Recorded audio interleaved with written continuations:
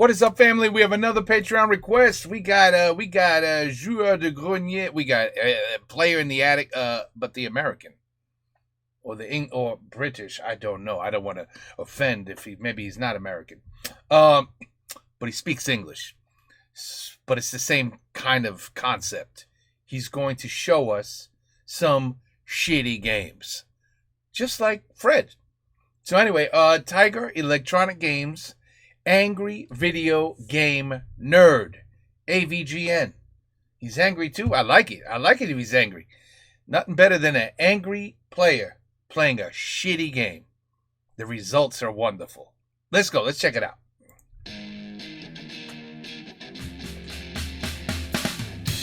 He's gonna take you back to the past to play the shitty games that suck ass. He'd rather have a buffalo take a diarrhea dump in his ear.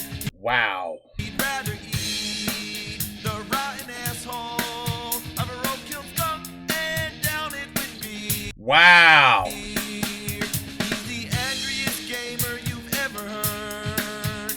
He's the angry Nintendo nerd. He's the angry Atari Sega nerd. He's the angry video game nerd. AVGN. Nerd. Huh. Never heard of him. Remember back when I first warned you about the horrors of Dr. Jekyll and Mr. Hyde on NES? Well, there were a few other games I mentioned there. They're just, It's got the same. This is really weird, people. He's got the same type of background, all the games. But he's before JDG. He's before. Interesting. As a matter of fact, the Patreon said he basically Fred knows him. Fred knows him. Joueur de Grenier, attic, in the player in the attic. Player in the attic knows him, and actually might have been like, I'm gonna do something like that. This could be very interesting. As I mentioned there. they're just, rare, obscure games like, Mick Kids or Taxman or whatever. What the hell is Taxman? I didn't even know what the hell I was talking about. I had too much to drink. What I meant to say was Wall Street Kid, a game about the stock market. Who would ever want to play a game like that? But it just so happens, by some fucking coincidence, there actually is a game called Taxman for the Apple II computer. Oh my God, remember when games were on these shitty floppy disks? I've heard that there's nothing much to this game, it's just a Pac-Man clone. I figured that probably means that it's a game that's very similar to Pac-Man. I was wrong. By clone, they meant an exact copy. It's Pac-Man.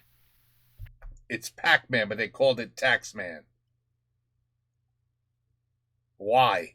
Have you played Pac-Man? Then you play Taxman without even knowing it.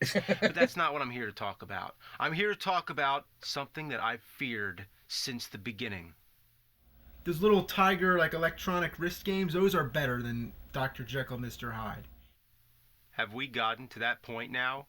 Is it time to scrape the bottom of the toilet bowl of the whole video game industry? Yeah, it's time to talk about Tiger games. Since the advent... Oh my God, I remember this garbage. I only owned one, and I told my mom, take it back. of video games, the idea of portable games was a novel concept, like the Nintendo Game & Oh my God!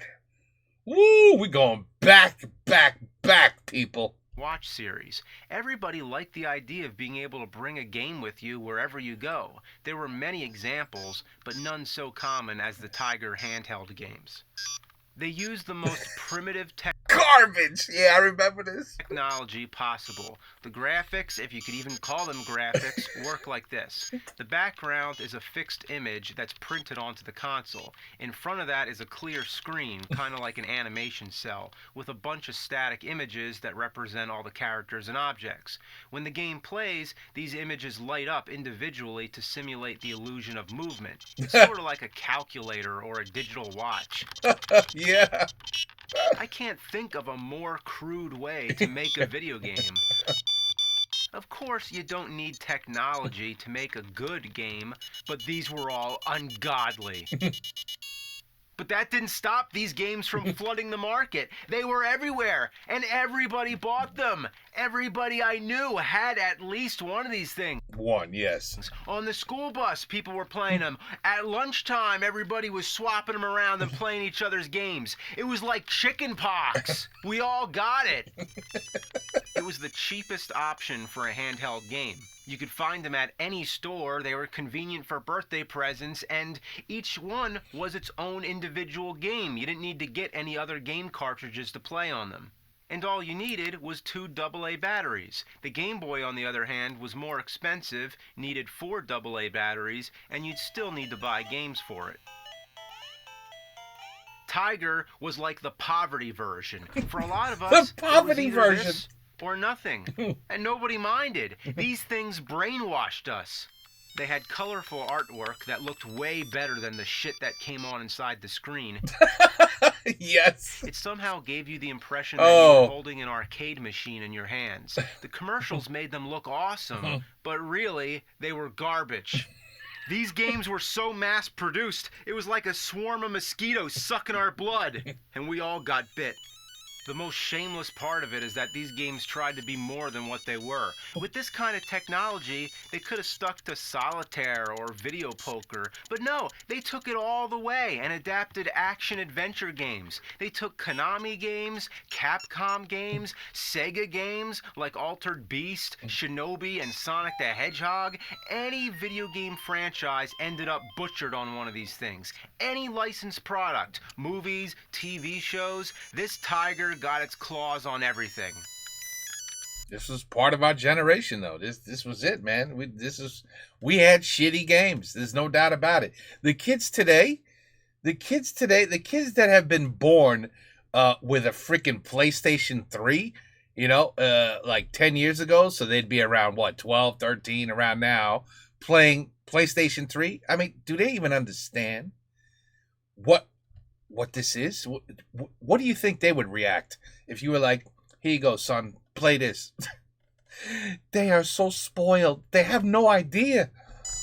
That's a great pinball game, by the way. If you actually play the Flintstones pinball game, it's a kick-ass game. I don't know how you could, what this is. When you adapt a well-known game, everybody knows Mega what the Man. real game is supposed to be like. Yes. You have something to compare it to. The difference is night and day. But hey, the idea of playing Mega Man 2 on the go? Why not? Mega Man using a gun instead of his arm cannon? Sure, I guess somebody just looked at the atrocious cover to the original Mega Man and thought, okay, he's got a gun, put it in the game. And how about running out of ammo? Have you ever wanted to play a Mega Man game where you can run out of ammo? Well, this is it. Street Fighter 2. He is smashing the buttons. Really? He is hating it. First you have the arcade, then you have the home console versions, then you have the Game Boy version, and then at the very bottom you have the Tiger version. The only thing less than that will be using your imagination. It looks like he took a knife and tried to stab the screen and just be like, fuck this shit game. You see all the scrapes on it? How many times has it been dropped or thrown? Or playing the board game. But even that was The board game? I didn't know about that. better. How about the TV shows like Dinosaurs? Listen to that awful music. You'd rather listen to I'm the baby, gotta love me. Remember that shit? How about Full House? That's right. Full House! Full House, the Tiger game. You play as Michelle, I think, going around slapping high fives while fighting against inanimate objects. Apparently everything in the Tanner household came alive and is trying to kill you. Fucking chair. She's being attacked by a chair. Personally, I prefer the Super Nintendo version of Full House Tournament Fighter. God, they really made these games, huh?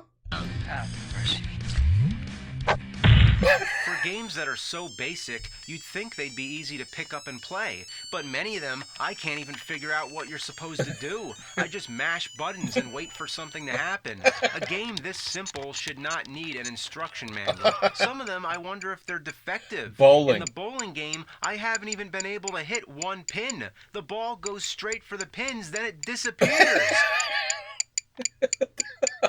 What is happening? The controls a lot of times are counterintuitive. Anybody who's played a video game knows that the D-pad controls your movement and the buttons perform actions. With Tiger games, anything goes. In Castlevania 2, the whip is up or down on the D-pad, while the buttons on the right are jump up, jump right, and the sword, which is actually a throwing dagger, by the way. Chip and Dale's Rescue Rangers had jump and pick on the left, and on the right, to move, it's just one big button that says forward. Every one of these games had some kind of quirky control when they should have just emulated what's on an NES controller. Half of these games, the controls barely work at all because they're so fragile and don't age well. Another thing I hate about them is that they're hard to record. It's almost impossible to see the objects on the screen without careful lighting, and the glare makes it even worse. Yes, but look at all the scrapes. Oh my God, this screen has been destroyed. So there's nothing good about these games. No. In 1989, the Nintendo Game Boy hit the scene. It revolutionized portable gaming. It did. Yeah, the games were black and white, there was no backlight, and the screen was still hard to see, but the games were like real games. It was closer to having a mobile NES. You'd think this would be the Tiger Killer, but no. Other game companies like Konami released a lot of their own games on handheld devices like this, but most of them died out when Game Boy became popular. Tiger, on the other hand, continued well into the 90s. In fact, I remember these things being more common in the 90s than ever. They were pouring obsolete games into stores, and we were still buying them. They wouldn't die off. They were like cockroaches. By giving people a cheap alternative, they managed to coexist with the Game Boy. Wow. Yeah, this Tiger sure rose up to the challenge of its rivals. Had the guts, got the glory, went the distance, now it's not gonna stop. It's literally a survivor.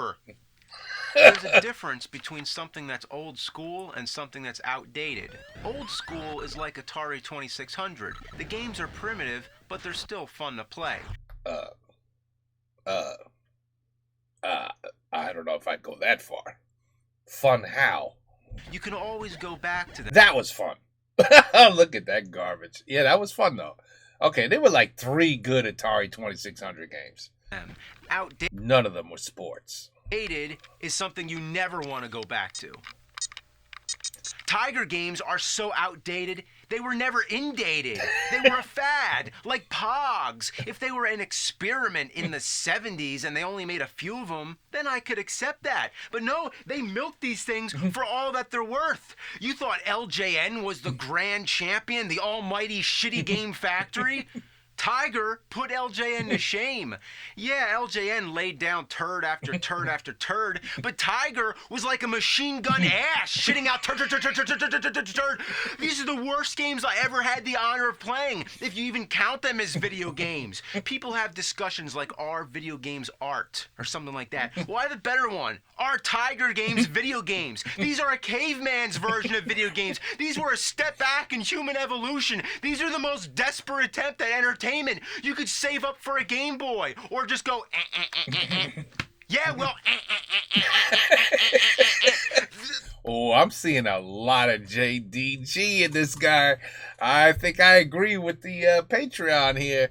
JDG was definitely paying attention to this guy before he started saying, you know what, I'm going to do it. I'm going to do a French version of this. Just what the hell? These things, how did they waste so much plastic? How did they waste so much plastic? To make these things. It brought the game industry down as low as it could go. It's proof that Jesus died in vain and legally changed his middle name to fucking. The only thing I can think of to use these things for is to wipe your ass with it. You might as well save that toilet paper. It's worth a whole lot more. Oh, shit. I'm not done, am I? Oh, no. I've actually gotten to this point. It's time to talk about... There's worse? The wrist games. Ugh. I've never played any of that garbage.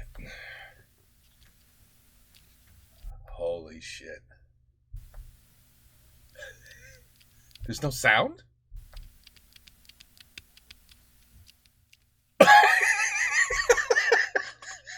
Oh my god. What the ass? Talk about desperate. I'd have more fun setting the time on a digital watch. This guy's This great. is shits for the birds. Now check this out. Batman Returns, the wrist game. Oh boy. Wait, I can't get it open. I remember this bullshit. You could never get these goddamn plastic things open. Good. God, I hate this shit. You had to get scissors. You know what's bullshit? You know what's bullshit? Packaging that you need scissors to open. Even with the scissors, it's still a pain in the ass. Why is this plastic so fucking strong? Ah, this guy's great. This stuff is bulletproof. Nobody wants this shit, so why do they do it? They use it on everything. This kind of packaging should be outlawed. Why does it still exist? I especially love when you buy scissors and you need scissors to open the scissors. What fucking idiots think this is a good idea? They don't care. By the time you're having this problem, you already bought it. Packaging like this is bullshit. This is Thanks, bullshit man. That was awesome. Wow. Oh, Look man. at how badass this game is. Yeah, this is the hot shit right here. You'd be so cool going around wearing this thing. Yeah, you'd be walking around school and you got this on and everybody else is talking about what the new hot game system is going to be. Nintendo 64. Bit Wars. 64 bits. 32 bits. 16 bits. 8 bits. 4 bits. 2 bits. 1 bit. Half bit. Quarter bit. The wrist game!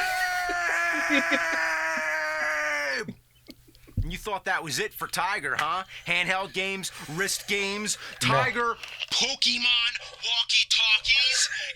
Yeah! That's not enough? Well, how about a whole fucking Tiger game console? In 1997, this was Tiger's belated answer to the Game Boy. You'd think it was called the Game.com, but it's actually the Gamecom. I thought it looked like the Game.com too. This thing tried to be hip and cutting edge. It had a stylus pen, making it the first touchscreen game console, and PDA features like a phone book, a calendar, a calculator, and a built-in solitaire game. Wow. You could even connect a dial-up modem to it to access A dial-up modem to access the internet. No! the internet. No! No way. I don't believe it myself. No. Imagine reading your email on this thing, and you'd have to hook it up to a modem so you couldn't leave your house anyway.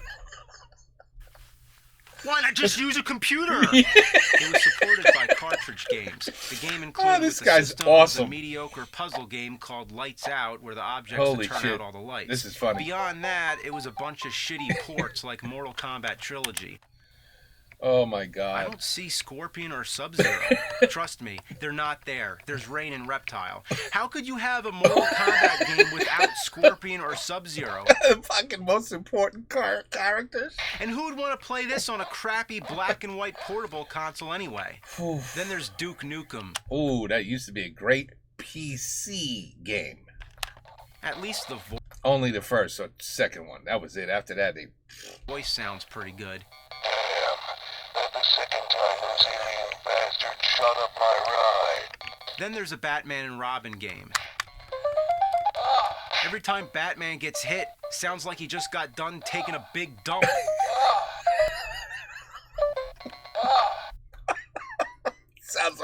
Sounds like something else, not just a dump.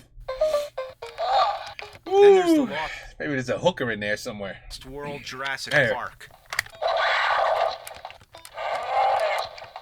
Isn't it always fun to dodge things that come from behind? Then there's Resident Evil 2. Oh my god, Resident Evil 2. This should be great. The same thing happens to me when I tried to play the real Resident Evil 2. You get about 3 seconds to figure out the control, and a zombie latches itself onto you and kills you. Great. Why do they have to start you right next to the zombie? Can't I get a chance? Turning yourself around is like waiting for a minute hand on a clock. Ugh. bordel de merde. Oh, that's what the French would say. Finally, I got him. Oh, good job. So, that's the Gamecom. Needless to say, it flopped, especially with Nintendo dominating the portable gaming market. So hey, why not just follow whatever Nintendo's doing? That mentality is what brought us what I think so far is the worst video game console I have ever played. I don't know what that is. The R-Zone. This is basically a shitty version of the Virtual Boy. Yes, I said that. As if the Virtual Boy isn't already shitty enough. Just look at it. What planet did this thing come from? Here's how it works. You take the game cartridge, you slide it into the system, then the screen lights up. Then you strap the thing on your head. And that's one thing I have to give it credit for, is that they actually thought to have a head strap. Anyway, the image gets projected right here. There's supposed to be a piece of reflective plastic. It's missing, but you could use almost anything. So you put it there, and then it projects the game right there. And keep in mind, this is portable, so you'd be going around public like, hey guys, how you doing? I'm just playing a game here.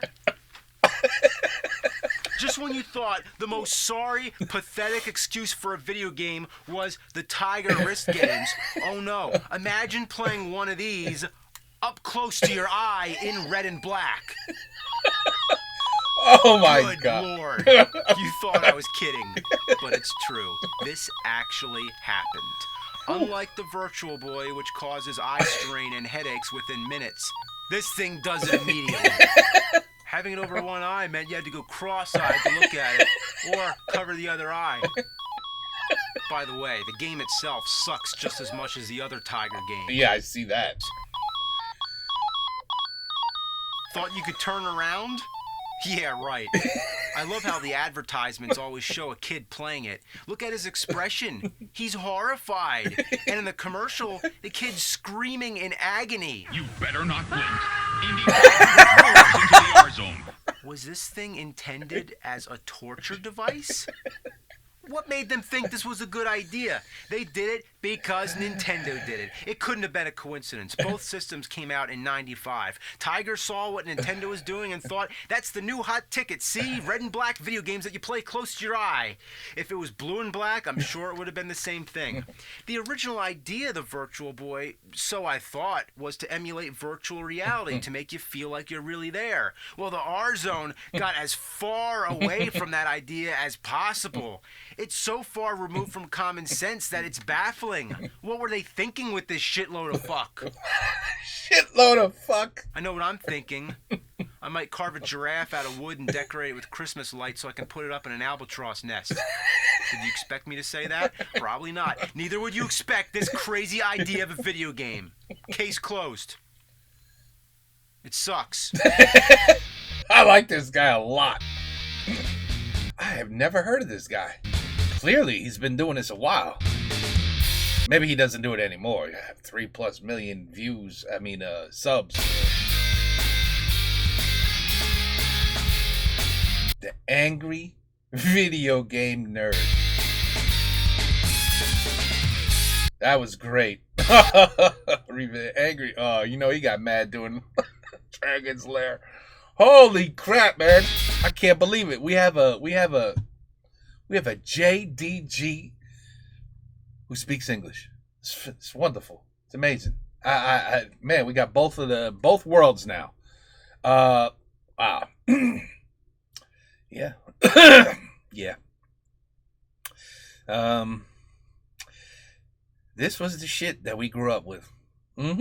I'm telling you kids, you children out there, if you're 20 years old, you don't even know. If you're 18, 20, even 15, no clue how lucky you are. Really, you have absolutely no idea how lucky you are. Yeah, this is what we grew up with, man. This is it. That was it. Asteroids.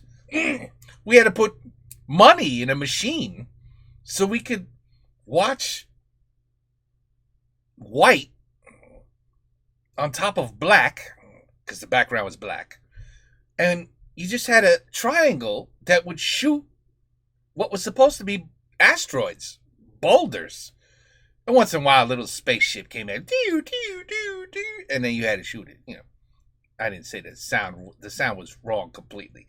But yeah, we paid. Like, we got in line at the candy store, and we had to wait for. There was like a line, so you could get your turn. You had your whole hand filled with quarters. It was your turn next, and that was exciting to us. We just a white triangle, just shooting. That was it. That was our video games. Oh, you guys have no clue. And then this garbage. I mean, seriously, the asteroids blew this away. This is horrible what he just showed us. That is absolutely awful. I don't remember any video game watch shit. I would have never played that in my life anyway. And I do remember just one. But I remember a bigger, like a mini arcade. One of the videos had them. Some dude had like 9 or 10 of them. I guess they're collector's items now.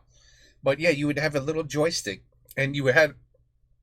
It was like a real arcade, but about this big. And you were all happy, like, holy shit, I'm playing Pac-Man.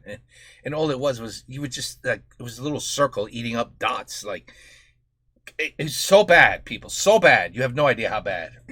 Anyway, love this guy. That was really good. I was not expecting. I thought maybe, like, it's not going to be as good. You know, I'm so into JDG now. He's funny as shit. But no, I do see a little bit of a comparison here. I do see it. And I don't know. This guy, I got a feeling, has been doing it longer. I mean, he's showing us shit that, man, that is old. I mean, we're talking. He just showed us shit that's like 50 years old. You realize that? That's crazy. All right. Anyway, Patreon. That was excellent. Awesome. I don't know anything about this guy. I hope we don't have problems, if you know what I mean. With, you know, I don't know, copyrights and all that crap. You know how that works. So we'll see how it goes. We'll see what happens. But I liked it. It was really good. It's really, really good. Okay, take care. Peace out. Have a good day and night.